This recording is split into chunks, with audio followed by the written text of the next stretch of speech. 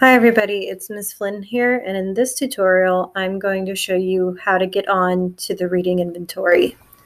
So the first thing I have to do is go to the HMH Central website, and I have linked that at the bottom of this page, but I've also you could also use the tiny URL to get here. That tiny URL is www.tinyurl.com/read-hcpss.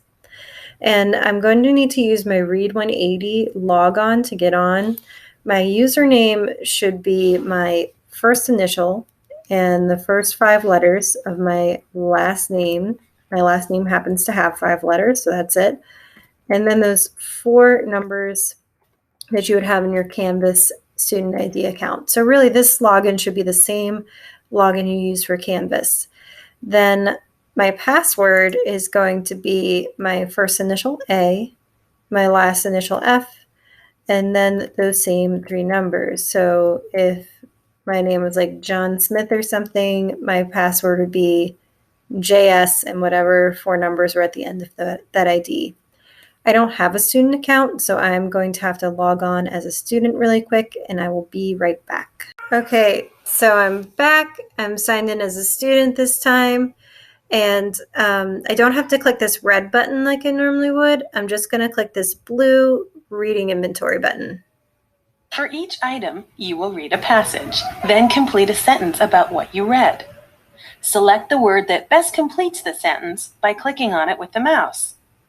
When you're ready, you can move on to the next question by clicking on the next button with the mouse.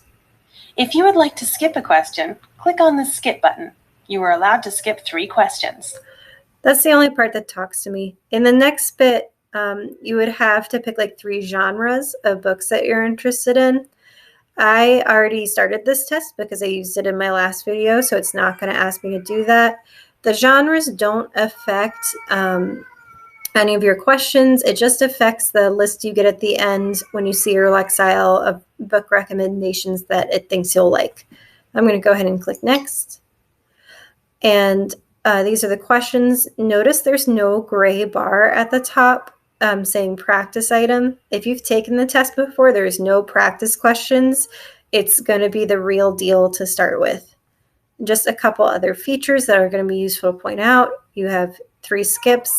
Make sure to use them appropriately. I can change the font size here if I need it bigger. I can also change the contrast if you feel like that's easier on your eyes. And that's it. You'll know you get to the end of the test because it'll display your Lexile and a list of books. If you want to take a break in the middle, that's okay too. I can hit log out. And then I say, are you sure? I'll say yes. Do you want to save this test or cancel it? I'm going to click save. And that's it.